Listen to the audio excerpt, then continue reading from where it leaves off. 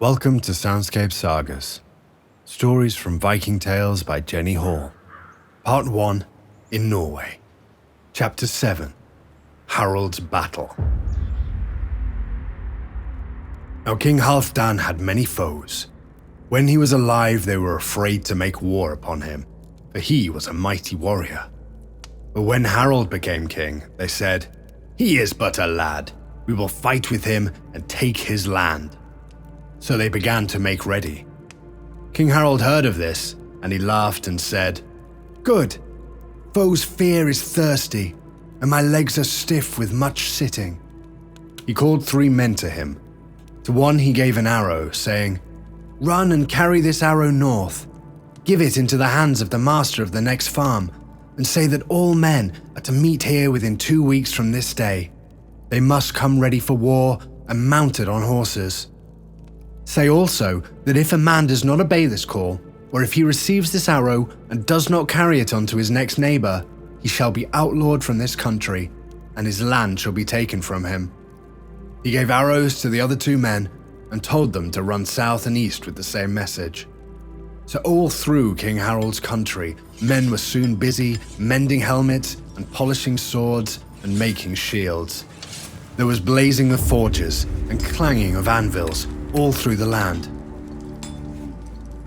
On the day set, the fields about King Harald's house were full of men and horses. After breakfast, a horn blew. Every man snatched his weapon and jumped upon his horse. Men of the same neighborhood stood together, and their chief led them. They waited for the starting horn. This did not look like our army. There were no uniforms. Some men wore helmets, some did not. Some wore coats of mail, but others wore only their jackets and tights of bright-colored wool. But at each man's left side hung a great shield. Over his right shoulder went his sword belt, and held his long sword under his left hand. Above most men's heads shone the points of their tall spears. Some men carried axes in their belts. Some carried bows and arrows. Many had ram's horns hanging from their necks. King Harald rode at the front of his army with his standard-bearer beside him. Chain armor covered the king's body. A red cloak was thrown over his shoulders. On his head was a gold helmet with a dragon standing up from it. He carried a round shield on his left arm. The king had made the shield himself. It was of brass. The rivets were of silver, with strangely shaped heads. On the back of Harald's horse was a red cloth, trimmed with the fur of ermine. King Harald looked up at his standard and laughed aloud. "Oh, war lover," he cried. "You and I ride out on a gay journey." A horn blew again, and the army started. The men shouted as they went and blew their ram's horns. "Now we shall taste something better than even King Harald's ale," shouted one. Another rose in his stirrups and sniffed the air. "Ah, I smell a battle," he cried. "It is sweeter than those strange waters of Arabia." So the army went merrily through the land. They carried no tents. They had no provision wagons. "The sky is a good enough tent for a soldier," said the Norseman. "Why carry provisions when they lie in the farms beside you?" After 2 days, King Harald saw another army on the hills.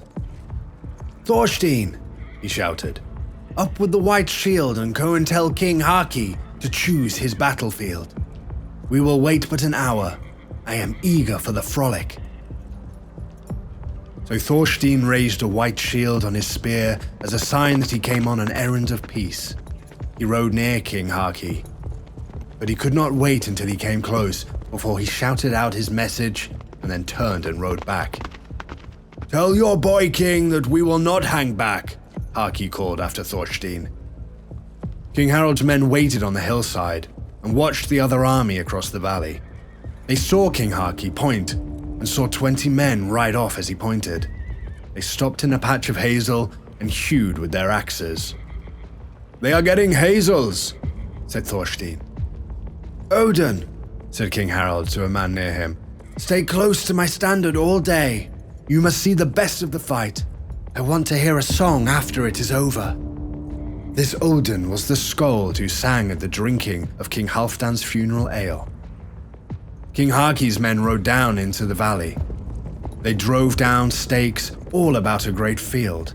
They tied the hazel twigs to the stakes in a string, but they left an open space towards King Harald's army and one towards King Harki's. Then a man raised a white shield and galloped towards King Harald. "We are ready," he shouted. At the same time, King Harki raised a red shield. King Harald's men put down their shields before their mouths and shouted into them. It made a great roaring war cry.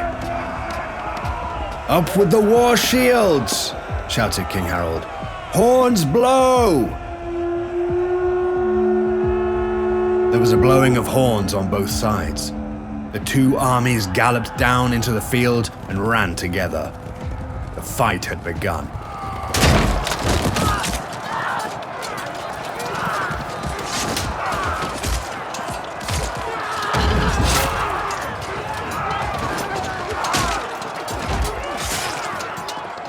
All that day, long swords were flashing.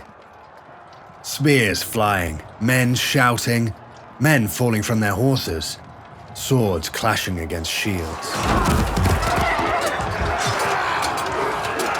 "Victory flashes from that dragon," Harald's men said, pointing to the king's helmet.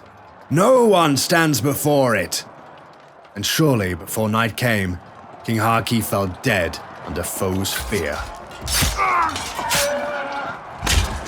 When he fell, a great shout went up from his warriors, and they turned and fled. King Harald's men chased them far, but during the night came back to camp. Many brought swords and helmets and bracelets, or silver-trimmed saddles and bridles with them. "Here is what we got from the foe," they said.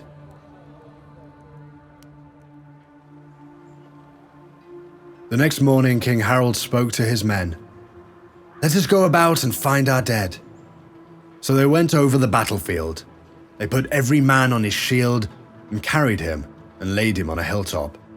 They hung his sword over his shoulder and laid his spear by his side. So they laid all the dead together there on the hilltop. Then King Harald said, looking about, "This is a good place to lie. It looks far over the country. The sounds of the sea reaches it. The wind sweeps here. It is a good grave for Norsemen and Vikings. But it is a long road and a rough road to Valhalla that these men must travel. Let the nearest kinsman of each man come and tie on his hell shoes. Tie them fast, for they will need them much on that hard road." So friends tied shoes on the dead men's feet. Then King Harald said, "Now let us make the mound." Every man set to work with what tools he had and heaped earth over the dead until a great mound stood up.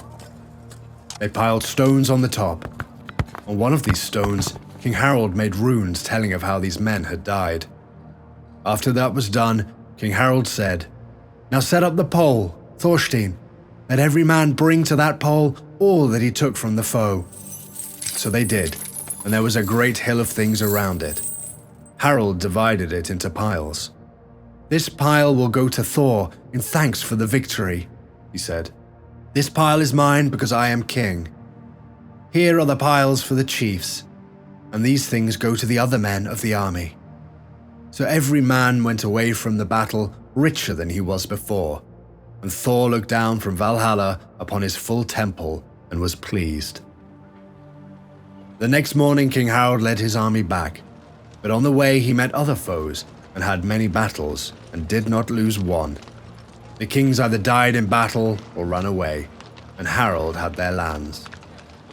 "He has kept his vow," men said, and ground his father's foes under his heel. So King Harald sat in peace for a while. Thank you for listening. Please join me again to hear another story. Until then, farewell.